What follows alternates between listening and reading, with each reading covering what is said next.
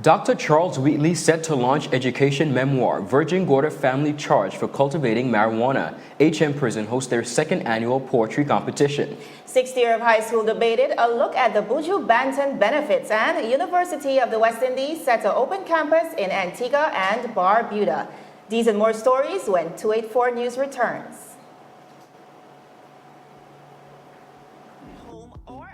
The best choice for you is Freedom. CCT Freedom. With the lowest rates in the market, our Freedom plan gives you unlimited calls and texting. Plus, our Freedom One package includes 10 gigabits of super fast unlimited LTE data and unlimited calls to the BVI, USA, USVI, Canada, Puerto Rico, and UK lines. Why pay for overages when you can enjoy CCT Freedom? Stop by at one of our stores today and speak with one of our representatives to find out more about our CCT Freedom packages. Welcome everybody. It's Friday, June 21st, 2019. We're coming to you live and direct from our 284 Media Studios. I'm Ron Grant. And I'm Javon Wilson. Topping our newscast today, the additional year of high school has been under the microscope ever since the new government came into power. Minister of Education has over the past week met with the public in Virgin Gorda as well as Tortola and to essentially examine the pros and the cons of the sixth year. Now, Ron, what he's saying is that the sixth year of school should not be made mandatory considering our diverse lineup of students. His proposal is a 2-year track for persons who are advanced and are able to graduate within that time frame. Of course, our advanced students with a 3.0 GPA and a 3-year track for students who might learn at a slower rate. And I think it's very important that we consider all the students involved. Now, I'm very curious to know, Ron, you serving as a past educator, what is your take on this? Well, Giovanna, I have a couple facts that I think come into play. One of the things that I've always observed as an educator, teaching at the secondary level, is that a lot of the students graduating are not mentally or academic or otherwise prepared for what we would call the real world. And I think that the extra year, in all honesty, gave persons an opportunity to kind of just get themselves together. Not that maturity needs to be equated to an additional year. Right. Maturity needs to come from, first of all, the home and discipline. But I do think it gives them quite an opportunity to be able to put some stuff into perspective so that when they do hit the real world and the work environment, that they're much better prepared. I think the needs of our students are diverse, and this is why I think having something that is not mandatory is very important. For example, CAPE, sitting CAPE in the high school in the sixth year. CAPE is not transferable to, for example, if you wanted to go to school in England and vice versa. So I think inclusion is very important. Another big thing that came out of this meeting is the fact that, the minister was not hesitant in any way, made clear his intentions to remove CAPE from the school. Of course, his reasoning behind this is because it's not coherent. CAPE in other countries around the region is a 2-year program. In some regions, it's equated to an associate's degree, so that when you go off to university or to college, it's discounted from that degree. However, in this system, we only have 1 year of high school that can be allotted to CAPE, and then you now have to finish your second year at HLSCC. So he thinks, being that it's a tertiary program, it should now be at the HLSCC.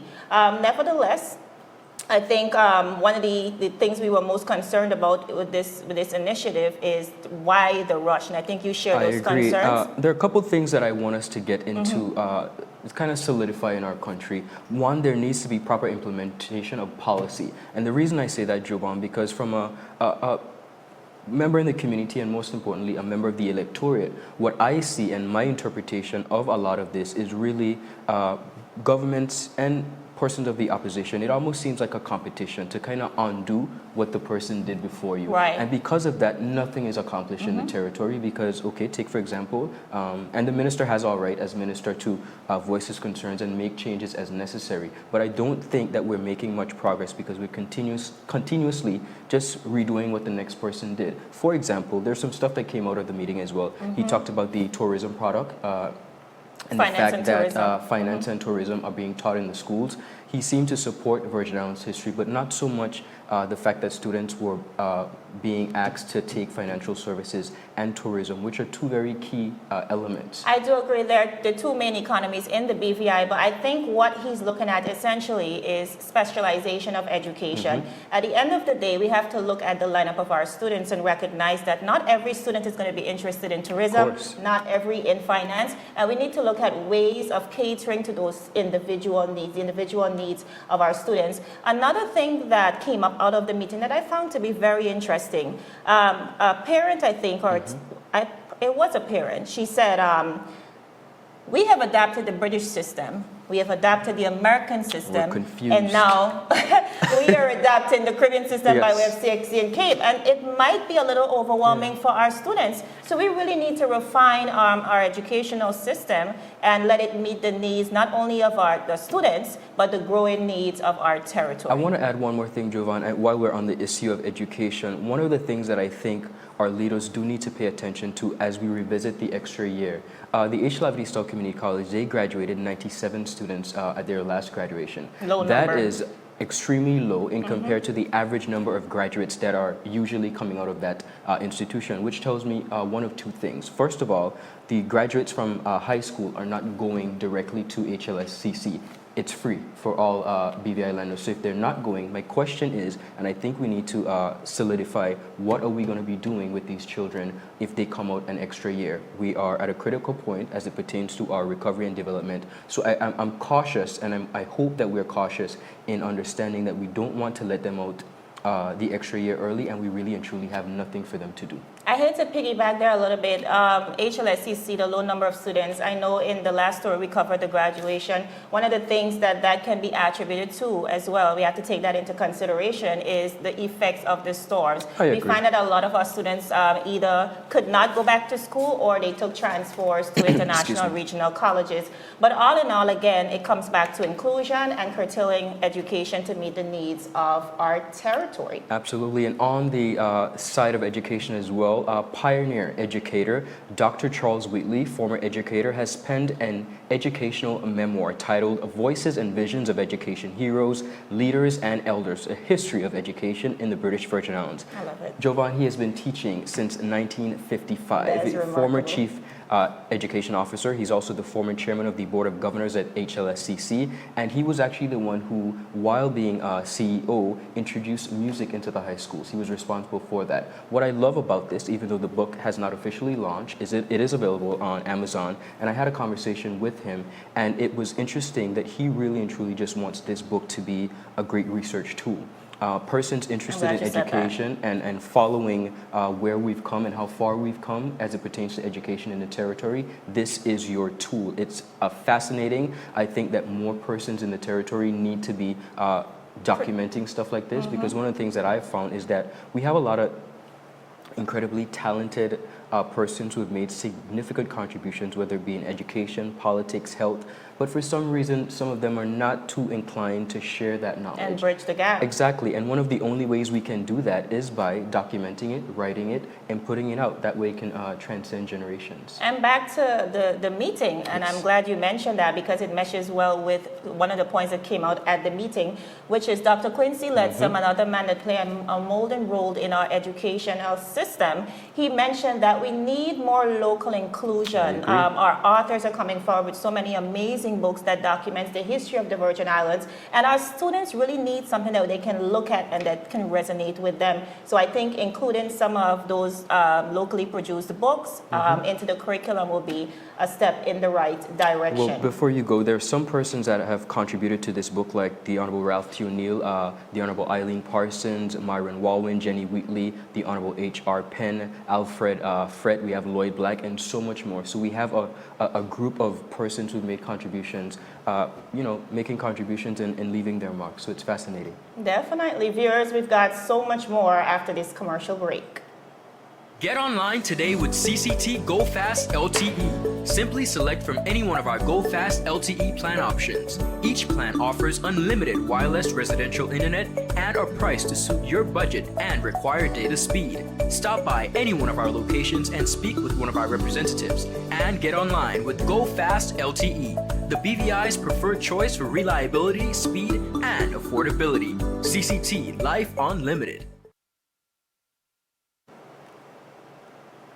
And on the scene of continuing education, welcome back everyone. The University of the West Indies is set to open their 4th campus in Antigua and Barbuda. Prime Minister Gaston Brown revealed on his radio show that the 4th University of the West Indies campus has been approved by the members of the university. Jovan, this is again great news for the region. We see countries really taking a stand, and universities as well, in trying to make sure that persons in our region are properly educated. I think that's this great news, first of all, for the University of the West Indies, but particularly for the persons and the region living in Antigua and Barbuda. I think it's amazing. We're really solidifying the importance of education, and most importantly, we're giving persons who want to get a higher education the opportunity. I agree with that, and in addition to that, I love the fact that we're extending these opportunities within our region simply because it's so difficult sometimes to travel internationally, to travel and study abroad, with your family and your friends surrounding you. I just think it makes the process a little bit more easier. Yes, the University of the West Indies campus will be located in the area called 5 Islands. All right. Well, viewers, the inmates at the prison last Wednesday delivered a resounding performance at the 2nd annual poetry competition. It was hosted at HLSCC. I was there. And that's what the young people call turned up. It was awesome. Yes. It was remarkable. Take a look.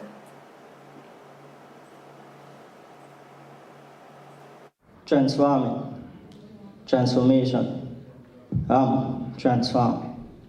The change came before me, and it's still beyond. Everything and everyone, and so it seems. I was creased up and crumpled, now straightened, without the iron and the steam. My bad ways are behind me, there's no looking back. I'm floorboard in the pedal, like I'm in a car on a racetrack. Even people you see transform using you to catch a float. Those are the people sinking your ship to build up their own boats. No more worrying about my past, because it's over now. Having walked the streets of gold, yet but God has secured my crown.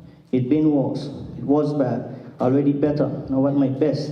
This transformation feel great, I'm a king, no King Kong, but I'll beat at my chest. This transformation is a big change and a step forward, but I still watch my step. There's no sleeping on this transformation, because I already slept. It's like me playing a game of chess, sending out the pawns for a sacrifice where me, the king, I invest. It's transformation, already transformed. There's no more transforming. Whatever happened next with this transformation, like poker, I'll go all in. Thank you. So what we see essentially, Ron, was a diverse lineup of 11 inmates who spoke on so many different topics. Indeed. I mean, poetry is such a beautiful art form that allows you to express yourself. And I don't think because they're in rehabilitation, they shouldn't be afforded these opportunities. We saw them speak on the topics of love. I know the person who came in second, Mr. Ronaldo. Listen, he was out there stealing hearts with his love poem. They spoke about transgressions, and this was very important because they took accountability for some of the things that they would have done. They spoke to abandonment and discrimination. And again, another great reasoning behind this initiative by the superintendent himself. We have to find ways to creative ways, yes. Definitely transition these inmates back into our society. And I think by allowing persons to see that they're talented beyond their mistakes, I think this was remarkable. Well, Jovan, a lot of those guys, some of whom were my classmates. So what I liked about the event most so is that we had a lot of family and friends coming out and support. And of course, it was a private event for safety issues, but it was just a level of... Nevertheless, well attended. Yeah, it was well attended, and there was a high level of camaraderie and support, a brotherhood. I mean, it was just amazing to see them in that element. Jess Roy McKelly, my classmate, I mean, phenomenal job, and he actually won the competition. Yes, he definitely did. He won himself the superintendent's diary as well as the superintendent's pen, as well as $200 towards towards his personal stuff. account. Then you had Mr. Ronaldo coming in second place. He won $150. And of course, Andrew Milton. Listen, Andrew Milton is this Jamaican guy. He Incredible. is so we all know him. Yeah. so talented, such a deep thinker, and it was reflected in his poetry. He won himself $100. Now, on top of that, the event was also well attended by the governor as well as some of our honorable ministers. But I think what was so refreshing about the event is Honorable Neville Sheep-Smith. He stepped up to the mandate. He put his money where his mouth is. So impressed by the performance that he actually pledged an additional $100 to each of the inmates. And in addition to that, he pledged to sponsor the event once. Once he's still in power. Once he stays in power. All right. He made that very clear. But all in all, it was a remarkable presentation by the inmates. And again, a reminder that we all deserve a second chance. Second chance. Ladies and gentlemen, we'll be right back after this commercial break. Is business slow? Cash flow down? Hosting an upcoming event? We can help. Advertise with 284 Media and take your business or event to the next level by enhancing your present marketing and messaging strategies. Allow our team of experts to create a personalized ad that sets your business apart from all the rest. This could be your business or event. So, what are you waiting for? Contact our marketing team at 284media@cctbvi.com. Advertising with us works. And welcome back, everyone. News out of Virgin Gorda. The Royal Virgin Islands Police Force has had a busy week. We have an entire family out of Virgin Gorda arrested on charges of cultivating marijuana. Jovan, I'm not sure how many times we're going to have this conversation, but I find it very interesting. And this story is a prime example of how we need to begin looking at laws and how they affect. Yes, Reform. it's illegal. It is illegal, so we can't argue that. But when we look at the steps made within the Caribbean as it pertains to the decriminalization or legalization of marijuana, I'm not sure why we're still at a standstill. We Why are actually we? have to really look at this because here you have an entire family facing charges, and I just don't know how I feel about this story. I'm almost sick and tired of talking about it. Me too. I mean, we can look at the USVI syndicates, Antigua and Barbuda, Canada, all these Jamaica, regions, yeah. they have decriminalized or legalized or both. And it starts to show the benefits. Now, outside of that, we have to look at the health benefits. CBD has been proven to help in so many health disorders. And outside of that, we are at a critical juncture in the history of the Virgin Islands where we're looking to diversify as much as we can, considering the threats to our finance sector, our tourism sector. We need to diversify. So we need to look at this under the spectrum of revenue generation as well, which has, again, been proven not only within the region, but across the board. So it's unfortunate. Yeah, well, they were all granted bail in the sum of $15,000, totaling some $60,000 when you put them together. They are Kaiba George, Shelia George, we have a Bakimba George, and a Bashik George. The conversations of legalization have been ongoing. I actually spoke with the Senator Positive Nelson at the Buju concert, and he has been one of the persons who have continuously pushed. He's actually going to be at the Hemp Fest over in Yas Van Dyke, but he was one of the persons that was instrumental in pushing for the bill to be passed in the U.S. Virgin Islands. So we definitely have to look at that. The Royal Virgin Islands, again, they had a busy week. We had some persons, Chavoy Lavoisier, Trevon Francis, who were both inmates at Her Majesty's Prison. They were charged with assault occasioning actual bodily harm. We have Renald George, 53 of Carrot Bay, for indecent assault and attempted rape. So, you know, a lot going on in our territory, and we continue to fight for safer and better conditions for everyone. And the police has their hands full. They do. I think, Ron, all of us, we're still recovering from last weekend. My Indeed. ankles are still swollen. I have bruises, scars, everything, the whole 9 yards. But we're here at work. The number one hashtag was "My feet hurt." But all in all, it was a remarkable event. I mean, the BVI truly made history last weekend with Buju Banton's Long Walk to Freedom. We can definitely see how it impacted the British Virgin Islands from all around. And the money trickled down. So one of the things we wanted to speak about today is the fact, or celebrate rather, is the fact that this event was incident-free, and that came from the commissioner himself. Absolutely. I think one of the prime concerns we had was security, and that's why we even had a member from the Royal Virgin Islands Police Force in studio with us, Yes. along with a member from the BVI Tourist Board, because we wanted to address essentially what could have been a huge issue, and that is security and control. I'm so happy to report, according to the commissioner, no incidents that were related to the event were reported on the night of the event. Wonderful. And we applaud that effort. We had over 100 officers deployed. So that in itself speaks to the security. Also, I'm happy to report that the BVI Health Services Authority, in conjunction with the Red Cross, they were working together on Yes, the they night were of. definitely on the floor. And nothing major was reported. Again, just minor occurrences of people feeling fainting, of course. That is going to happen. I'm sure they were feeling It's- some type of way. Right? You know, might have been a little involved. That's okay. Yes. But nevertheless, just minor occurrences, twisted ankles and so on. And I think one person was reported to the ER but subsequently released. But for me, I think what was paramount about this event is the revenue generation. Money. Let me tell you, Ron, I really admire the opportunities that were created for especially our small business I agree. owners. The money really trickled down. And if you were to look at it from all points around, I mean, you look at the ports, persons coming in had to pay an environmental fee, persons leaving had to pay a departure tax. So automatically money came into the government. Everybody did. The salons, Right, the food vendors. The hotels were sold out. I could not even get a car to rent. So definitely the money circulated, it trickled down. One such beneficiary was the owner, the proprietor of Tropics. Everybody knows Tropics. That's probably going to be our That's my after spot, work yeah. lime, Mr. Jabari, and we caught up with him. Take a look. The Long Walk to Freedom show was one of the best and biggest productions to be at the BVA. Tropics Cocktail Bar, we were given the opportunity to provide bar service for the Ultra VIP section. Despite many changes and hurdles, I would say that my team and I did an awesome job. We did roughly about 18 hours straight that day with little breaks. Man, I don't even know how the bathrooms look. The show was amazing. Hats off to KT Productions and the other promoters. We also caught up with Mr. Everett Penn, and of course The one and everyone knows only. he's the CEO of CCT, which also happened to be a prime sponsor of the event. And 284 Media as well. Definitely, he had this to say.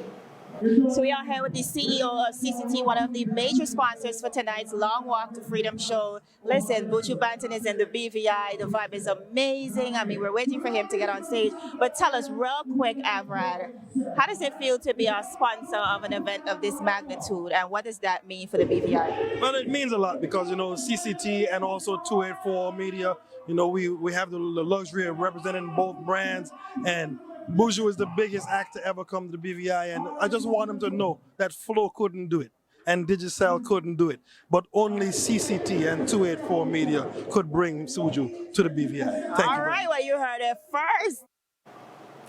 Overall, Ron, I believe this was a remarkable event. I think it really raises the standard in the British Virgin Islands, and I think the entire territory truly stands behind me to congratulate Kenny Thompson Wonderful and his job. team and all the key players that made this event such a success. And again, one thing's for sure, the 65th cannot be anything less. So I hope the Festival Affairs Committee is listening. Well, Jovan, one of the things that I really loved about this event was that we always talk about brotherhood and sisterhood. Yes. But I think this weekend really solidified it for the U.S. Virgin Islands and And BVI. definitely. The people from St. Thomas and St. Croix, they didn't come over for Oma.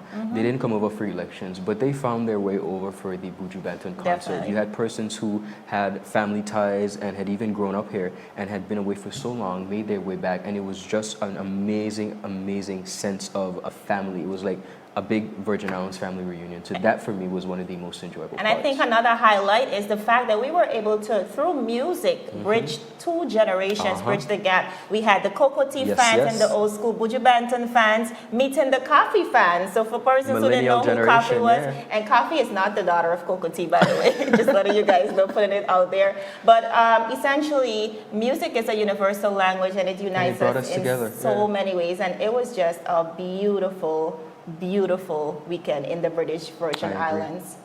At this time, 284 News would like to express our deepest sympathy to all the families that would have lost their loved ones over this past week. Yes. You are in our thoughts and our prayers. Stay strong, everyone. Viewers, that's it for today's news roundup. Be sure to like us on Facebook at 284 Media as well as 284 BVI on Instagram as well as Twitter. I'm Javon Wilson. And I'm Ron Grant. This new segment is proudly sponsored by As You Like It Hair and Barbershop, located in the Mill Mall right upstairs of Cito's Restaurant. Be sure to join us again every Tuesday and Friday, 3 p.m. for live coverage. Live. That's no more Live. pre-production. We're coming to you live and direct every Tuesday and Friday at 3 p.m. from our wonderful studios here at 284. Have an awesome weekend, everybody. Happy Friday. Take care. When you need to stay connected with friends and families at home or abroad, the best choice for you is Freedom. CCT Freedom. With the lowest rates in the market, our Freedom plan gives you unlimited calls and texting. Plus, our Freedom One package includes 10 gigabits of super fast, unlimited LTE data and unlimited calls to the BVI, USA, USVI, Canada, Puerto Rico, and UK lines. Why pay for overages when you can enjoy CCT Freedom? Stop by at one of our stores today and speak with one of our representatives to find out more about our CCT Freedom packages.